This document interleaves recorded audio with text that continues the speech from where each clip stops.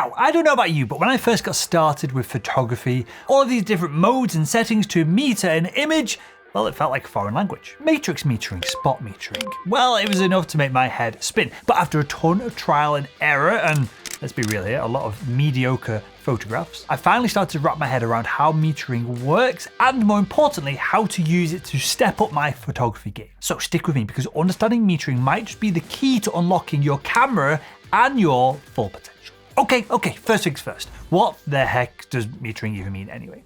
Well, in simple terms, it's how your camera measures the light in a scene to determine the ideal exposure settings. So the image isn't too dark and it isn't too bright. Essentially, it's your camera looking at the scene and going, how bright or dark should this photo actually be? Back in the olden days, definitely kind of 10, 20 years ago, photographers had to carry around a separate light meter to work all this out, a separate tool. That was way before I got started in the hobby, but a light meter, you'd essentially point it at the object or the scene that you're trying to get the meter reading of, take a reading, and then manually adjust your camera settings according to what the light meter told you. Sounds like a whole lot of faffing around and hassle, right? Well, thankfully, modern digital cameras have built-in metering systems that do all this hard work for us. The camera looks at the scene that you pointed at, and it can either give you directions as to the aperture, shutter speed, and ISO, or it can do it all itself to create a balanced exposure. But here is the thing.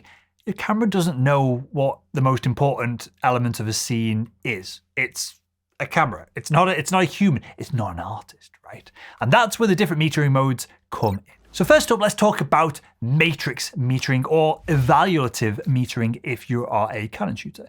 This is probably the default metering mode on your camera right now, and for good reason. It's like the jack of all trades of metering modes. When you're in matrix mode, your camera looks at the entire scene and then tries to determine the best overall exposure. Imagine you're shooting a beautiful landscape with a bright blue sky, some fluffy white clouds, and a green, grassy field. Matrix metering will look at all of those elements, the brightness of the sky, the shadows in the clouds, the midtones in the grass, and then tries to find a happy medium between all of this to make the scene look good. And that's great for those times that you want everything in the photo to be somewhat the best it can, evenly exposed, without any one area being too bright or too dark. And personally, as an amateur photographer who does mainly landscape photography, I leave my camera to matrix mode like 90% of the time. It's reliable, it's versatile, and it works for most shooting situations. Of course, there are always going to be exceptions to this rule though. So what happens, for example, if you're shooting a portrait and you want to prioritize your subject's face, or if you're photographing a small backlit subject against a bright background?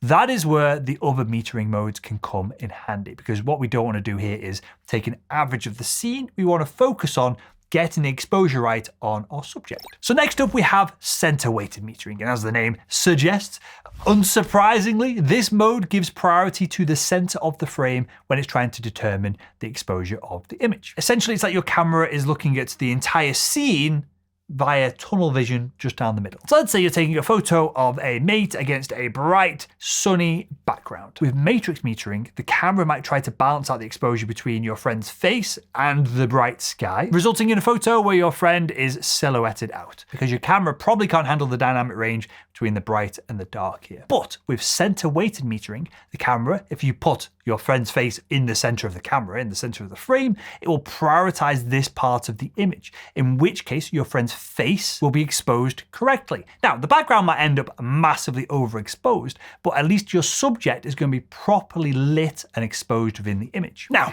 if you shoot portraits often, well, I find center weighted metering especially useful. It's a great way to ensure that the most important part of the photo is properly exposed, even if the rest of the scene is a little bit off. But what happens when the subject isn't in the center of the frame? What happens if you're trying to take a photograph of a small backlit subject against a bright background, and perhaps you frame the photo up with the rule of thirds, so that your subject is off center on one of the lines of the rule of thirds? Well, that's where spot metering can come in. Spot metering is like the sniper rifle of metering modes. It only measures the light in a specific tiny area of a frame, around 1 to 5%, depending on how you've got it set up. And when you're in spot metering mode, your camera is only going to consider the brightness of the area underneath your selected focus point when determining exposure. And this is so useful for those tricky lighting situations where your subject is a lot brighter or darker than the rest of the scene. So let's say you're trying to photograph a white bird against a dark background. With matrix or center weighted metering, when your subject is not in the center, your camera might try to brighten up the entire scene, which is going to blow your bird out. But with spot metering, you can put your focus point directly on the bird and let the camera expose specifically for that one area. Now, the background might turn out darker than you'd like, but at least your white bird is going to be exposed properly. And if you're taking pictures of birds, that's what you're going to care about 9 times out of 10, right? So you can use spot metering when doing wildlife photography, especially when you're trying to photograph small backlit birds or squirrels or whatever you're trying to grab. And it's also handy in high contrast situations like a shadowy forest where there's patches of really blinding light. And if you're exposed for that, the dark, interesting leaves would be absolutely blown out. Or let's say you're taking a picture of a bird in flight against a bright sky. You don't really care how bright the sky is to a certain extent, right? What we don't want to do is expose mainly for the sky, in which case the bird is going to be dramatically underexposed and we're going to lose all the detail in the bird itself. Now, some cameras also have a mode called highlight weighted metering, which is kind of like spot metering if it took 6 months of steroids. Basically, it looks at an entire scene, but then gives extra priority to the brightest areas when determining exposure. And this can be really useful if you're shooting a scene with lots of bright highlights that you want to preserve. Perhaps you're a wedding photographer and it's a bride's white wedding dress, or maybe there's a shiny metal object with highlights and bright elements within it. Well, with highlight weighted metering, your camera will try to avoid blowing out those bright areas, even if it underexposes the rest of the scene a little bit. Now, personally, I'd never use highlight weighted metering. What I do instead is kind of take a more manual approach of I will have zebras on when something is clipping, when the highlights are clipping, and I will manually reduce my exposure so we get no clipping in the image.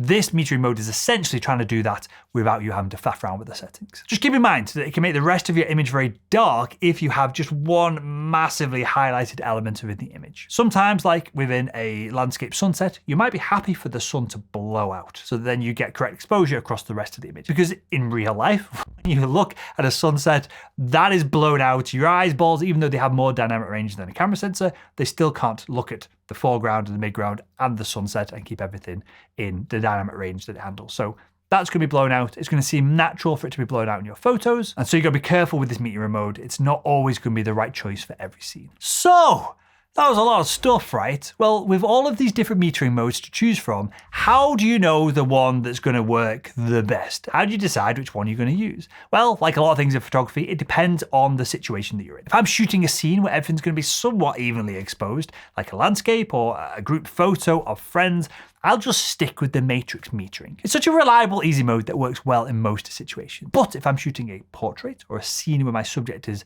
in the center of the frame, I might switch to center weighted metering to prioritize the subject's face or body. And if I'm photographing small backlit subjects or I'm shooting in a dramatically high contrast situation, this is when I do, and I rarely do this, right? But if I'm doing wildlife photography, I will usually reach for spot metering.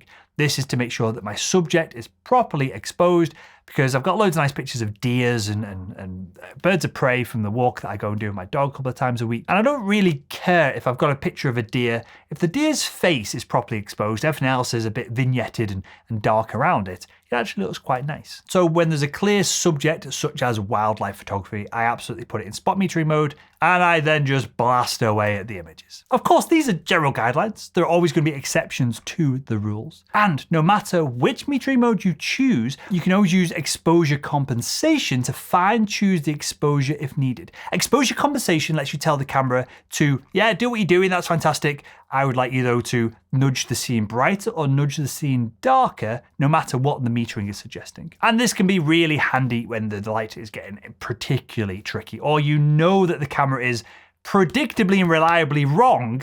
You can adjust the exposure compensation one way or another to get the scene how you want it. Now, I want to share one last metering tip that's been a total, absolute game changer for me. This is a technique for manually metering a scene without even taking a test shot. First, switch your camera to spot metering mode and put your focus point on a neutral tone in the scene. That's going to be something that's not too bright, not too dark. A patch of green grass works particularly well here, or your hand can work quite well in this situation, or if you're in your studio, a 50% grey card is the most accurate way of going about doing this. Then once your camera is pointed at that neutral tone, adjust your camera settings, your aperture, shutter speed, and your ISO until the exposure meter, which you'll find on most cameras, reads 0. And, well, that is it. You've just manually metered the scene and you're ready to start shooting. This technique takes obviously a few more steps than just using the automatic metering within your camera itself. But it's especially useful if you're shooting in manual mode and you want to get the exposure right for your eye, for what you're looking at as a human rather than a camera that is just using computation to do all of this. It allows you to get the metering right without all that guesswork. It's a little shortcut that I use